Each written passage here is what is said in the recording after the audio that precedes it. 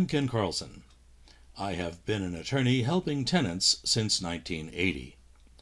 I am a graduate of UC Berkeley and Loyola Law School.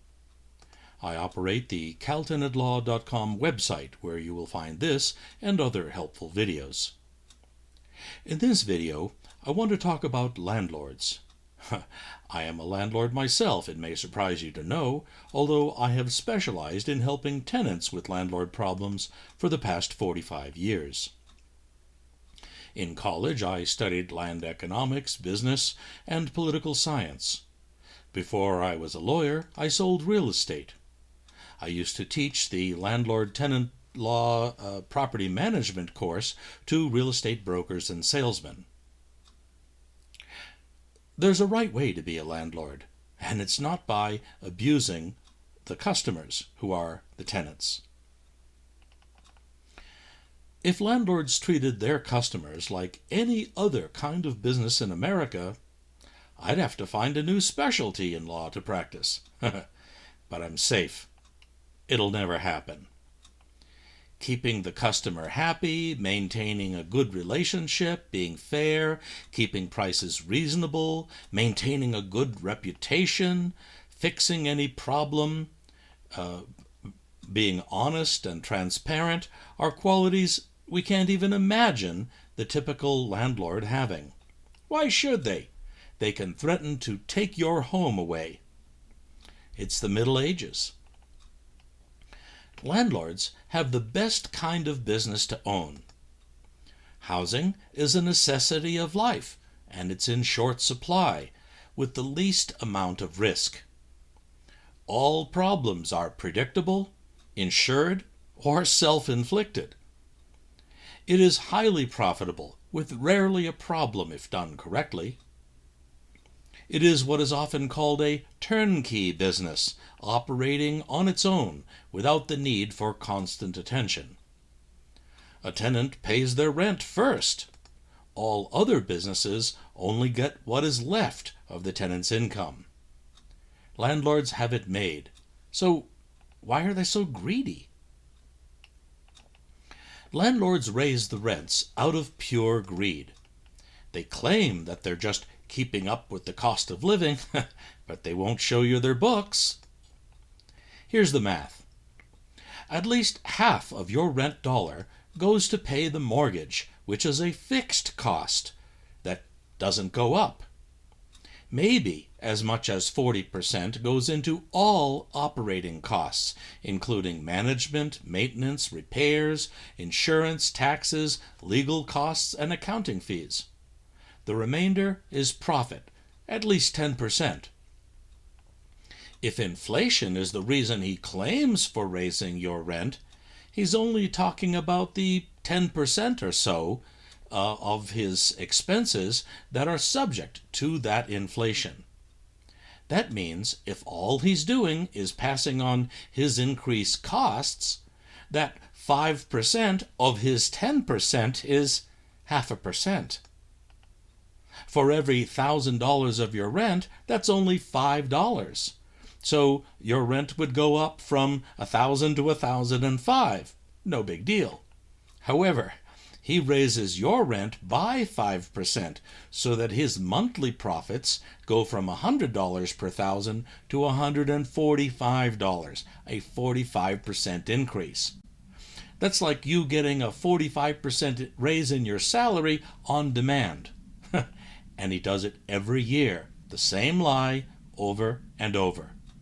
He tells you to work harder to move ahead, but he just raises your rent to get even richer.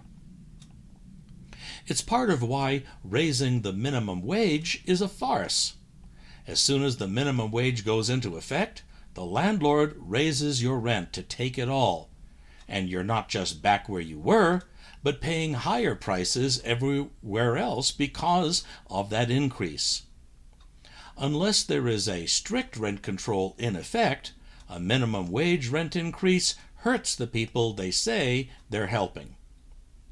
Since it drives up the costs of other businesses who pay their employees more, While their customers have less money to buy in the stores, you would think that business owners other than landlords would be the first to promote rent control.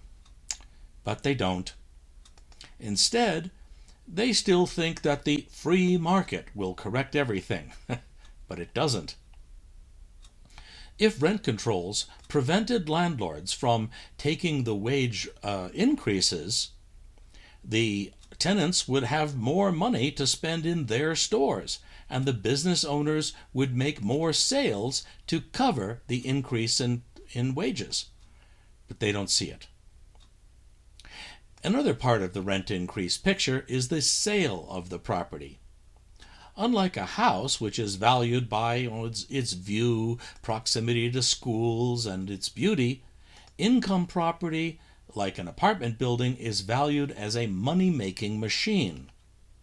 They use what is called the capitalization rate to determine the sale price of the apartment based on the rents being charged.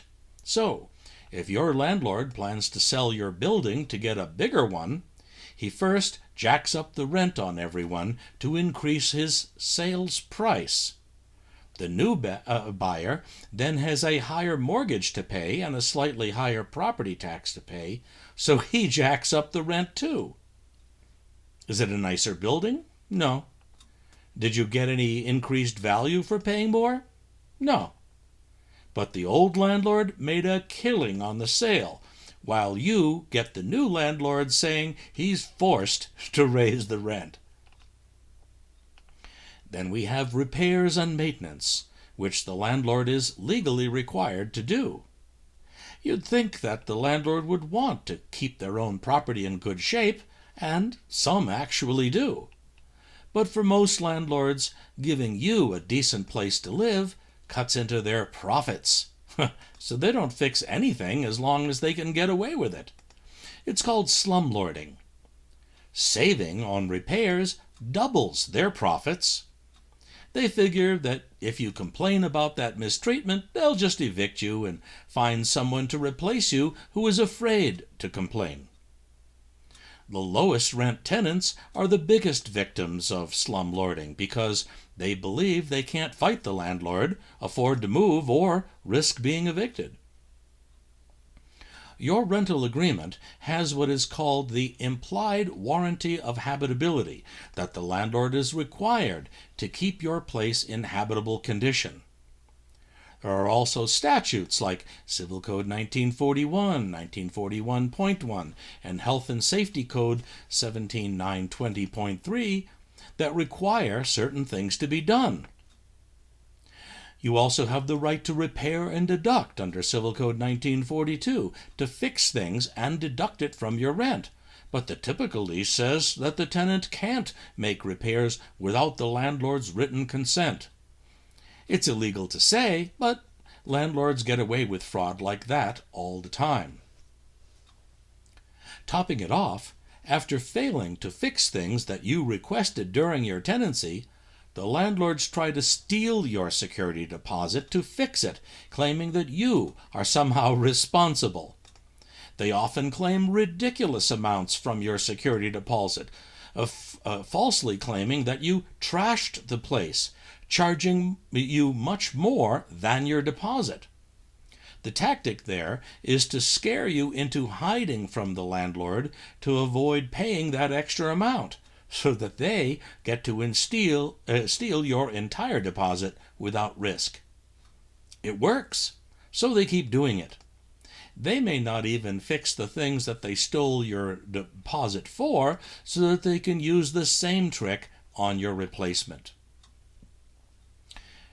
Landlords expect you to keep the place in top shape, out of your own pocket, as though you owe it to them. One of my clients had to sell her home due to her husband's long illness and death, and on Social Security she could only afford a small apartment with multiple defects. With the last of her savings, she fixed everything, putting in new carpets, paint, and upgrades. Proudly, she showed her apartment to the resident manager. He said, "It's worth more now," and raised her rent above what she could afford, and she had to move out without being able to afford that either. No good deed goes unpunished. This is America. That kind of injustice will not be tolerated. There must be a law, right? Wrong. Who pays for the politicians' campaigns? Is it the tenants? Nope. The landlords. They even maintain a full staff of lobbyists in the state and federal legislatures offering campaign funds in exchange for votes and laws that only benefit the landlords. The apartment owners and real estate organizations work together to take away tenants' rights, even if a few laws slip through to make it look like tenants are being protected. It's the golden rule. The ones who have the gold rule. If you're old enough to remember, Prop 13 back in the mid-70s froze property tax rates for the current owner. Howard Jarvis was its author and spokesman. He was also president of the Apartment Owners Association. He had been getting his members to tell their tenants that they were forced to raise the rents due to property tax increases. Of course, it was not true, but it made those landlords avoid looking greedy in exploiting the apartment shortage. Although Prop 13 had nothing to do with lowering rents, Howard Jarvis needed more votes to win, so he falsely got the tenants to vote for it on the promise that their rents would be lowered. Having trusted their landlords being forced to raise the rent only due to property taxes, tenants showed up in droves to vote for Prop 13. It passed. But then they got no rent decrease. Instead, they continued to get more rent increase notices. Their landlords did not even have the decency to change their lie, still saying that they were forced to raise the rent due to property tax increases. Of course, there was no criminal charge for election fraud or legal challenge to the election results. This was for landlords, and the people had spoken. The tenants woke up. They started talking about rent control. A few cities like Los Angeles enacted rent control, but other cities like Berkeley, West Hollywood, and Santa Monica enacted their own controls by ballot proposition. So you see, Howard Jarvis was actually the father of rent control, in the same way that a rapist is the father of his victim's child. Landlords fought rent control drives by tenants wherever they could, lying about everything and saying that we need more rental housing and that rent control would prevent it. The newspapers went along with it because realtors bought a lot of ads in the papers, and the landlords used that leverage to deceive the public. Of course, even where new construction was exempted from rent control to satisfy that argument, as Los Angeles City Council did, no new construction of affordable housing was built, only condos and luxury apartments. It was just more fraud by the landlords. Undeterred, tenant organizations throughout California still fought to get rent control petitions on the ballot, and some succeeded. Afraid that this cancer of rent control would metastasize throughout California as landlords raised rents higher and faster, landlords used that money to get politicians in the California legislature to pass the Costa-Hawkins Rental Housing Act, which made it illegal for a city to enact a rent control law to protect its citizens, and illegal to have rent control to protect businesses. It remains the law today, despite a few attempts by tenant organizations to repeal it by ballot propositions. The same propaganda comes out flooding the TV stations, telling everyone not to vote for rent control because it will ruin everything, and voters continue to be misled by those expensive ads. Of course, it's the higher and higher rents landlords have been charging that pays for those ads. Another example of government helping landlords came when COVID hit and everything was shut down. Tenants couldn't pay their rent because the government prevented them from working. Of course, tenants couldn't buy anything in stores or pay for other services because everything was shut down. Many businesses went under, broke, and bankrupt. Not the landlords. The federal government used trillions of federal taxpayer dollars to distribute only to landlords, to pay the rent that the tenants would have paid. They made it look like they were helping the poor tenants, but really it was to help the rich landlords. The checks went directly to the landlords. No other types of businesses got that kind of help. Even if the landlords got money from the tenants, the government agencies just took their word for it and paid them as though their tenants had not paid. In 2019, Northern California fires caused massive evacuations. Exploiting the surge of those homeowners needing a place to live, landlords grossly increased their rents. Insurance companies for those homeowners found themselves paying exorbitant rents to relocate their insured homeowners. In order to help those insurance companies and tenants as to evictions, the legislature passed the Tenant Protection Act, which took effect in 2020, just before COVID hit. It is weak as a rent control, limiting increases to 10% per year or 5% over the inflation rate. As I said earlier, even a 5% increase in rents could mean a 45% increase in the landlord's profits per year. The real benefit to tenants is in its strong eviction protections found in Civil Code 1946.2, and we are grateful for that and some other laws. The courts have allowed rent controls that exist to remain in operation, but prohibited any rent control from preventing a landlord having a reasonable profit. No other kind of business gets that much preferential treatment. A guaranteed profit? Other businesses are even driven to closure by regulations. Eviction cases tend to have the most anti-tenant judges assigned to handling them. It's rare to find a judge who will correctly apply the law, read the tenant's papers, or even consider giving the tenant a chance. Tenants not having been served with eviction papers are denied the right to get back into the case because they could win. Tenants are evicted for having a friend or relative stay with them to avoid homelessness. Meanwhile, the judges are chummy with the landlord's lawyers, harsh on the tenants, and often intentionally violate the law and constitution that they swore to uphold to achieve the political result of helping the rich guy crush the poor guy.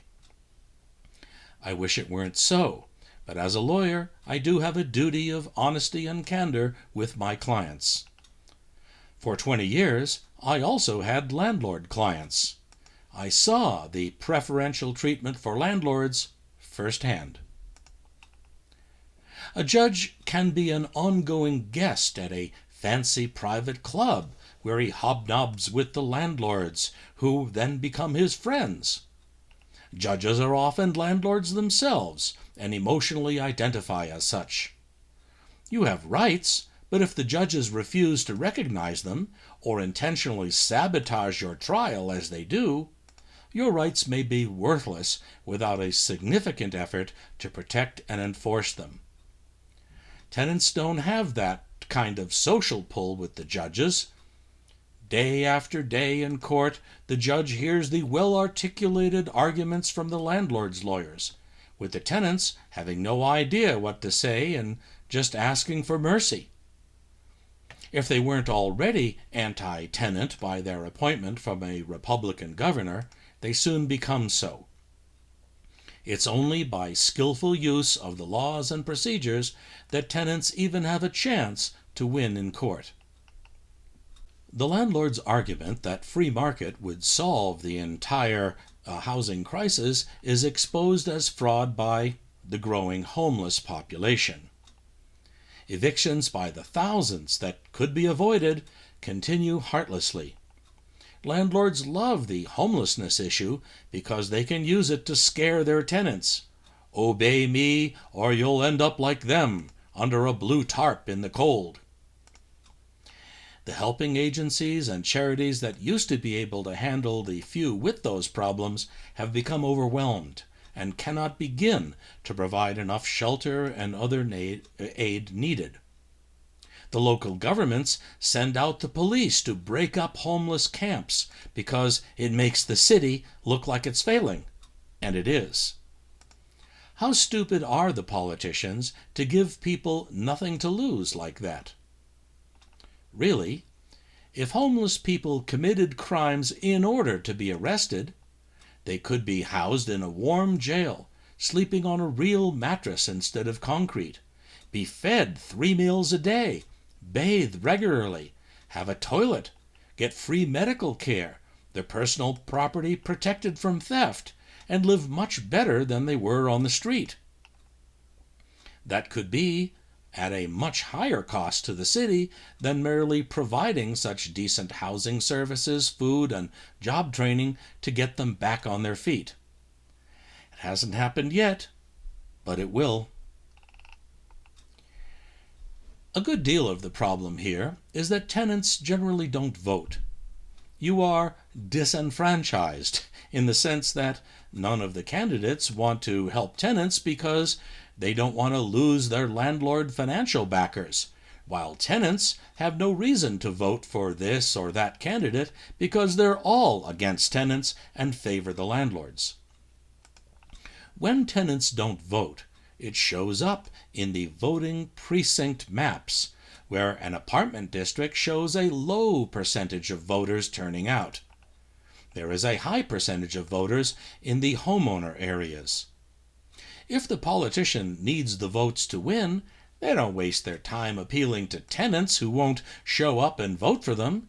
It's the landlord's money versus the tenant's votes.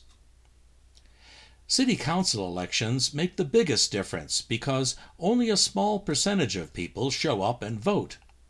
For example, in a city like Glendale, with a population nearly 200,000, less than 200 votes decided the winner recently, and the highest vote count for a candidate was only 15,000 votes, less than 10% of the population. 2/3 of Glendale's population are tenants, 132,000 people.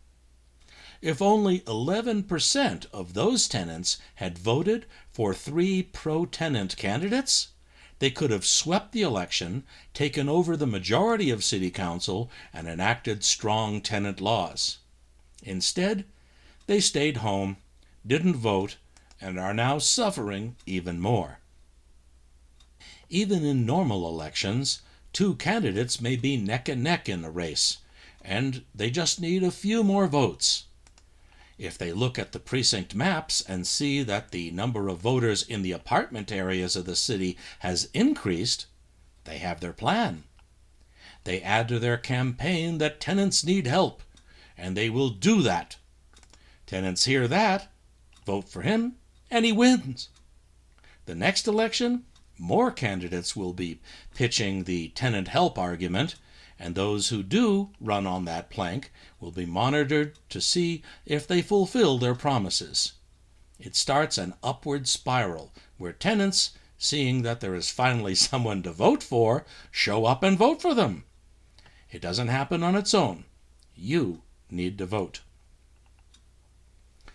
You can also inform yourself and your neighbors about your rights as a tenant. Sharing the information you found on the caltenantlaw.com website, and even forming a group within your apartment complex. You can make it a neighborhood watch kind of meeting and even call in the police officer to address the group and talk about the kinds of crime in your area. You can circulate a clipboard where people put their name, unit number, phone, and email as a roster to share. The conversation at the meeting may drift to landlord problems that you all share and what can be done about that. Assume that landlord spies will attend the meeting and report back, but that's okay. You're only talking about problems that exist and how to talk to the owner about them. Being a participant in a tenant union gives you all the more protection against a retaliatory eviction or other harassment under Civil Code 1942.5. And if you all act together, the landlord faces a disaster if he tries to retaliate. You need to keep perspective here. You have a contract. You have legal rights. You do not deserve to be treated unfairly. You are not helpless, and with the right strategy, you can overcome your landlord. You can go to the landlord's home and talk to him directly, or picket outside his house for all his neighbors and visitors to see. You can talk to your city council and county board of supervisors about your situation. You can call in the government inspectors from the building department, health department, and fire department to cite your landlord for violations. You can sue your landlord in small claims court or superior court, either by yourself or in a large group of your neighbors. One of my clients won an $11 million judgment against her landlord in a trial she did by herself. I have had clients fighting evictions for 4 to 7 years and then winning. You can even move out of the city if you can work from home or your type of work is available in rural areas. Housing is much cheaper in rural areas, away from the job centers. No traffic, no crime, quiet, fresh air, nice people. Shop online. It's not a dream, it's reality. I've lived for over 20 years in a forest in the mountains, practicing law through the internet. New communities made of 3D printed houses are springing up, costing far less than conventional homes. If only 10% of tenants do that, the city vacancy rate for apartments will rise, rental rates will fall, and finally, landlords will be scrambling and competing to fill their vacancies, forced to keep their tenants happy or lose them to the landlord across the street. With the current economic collapse, tariff-related business failures, and the AI-related layoffs, a lot of people will need to find work, probably doing something completely different than they did in the city. So, the growing rural communities will provide those opportunities. Give it some serious thought. I hope these insights have been informative and helpful to you.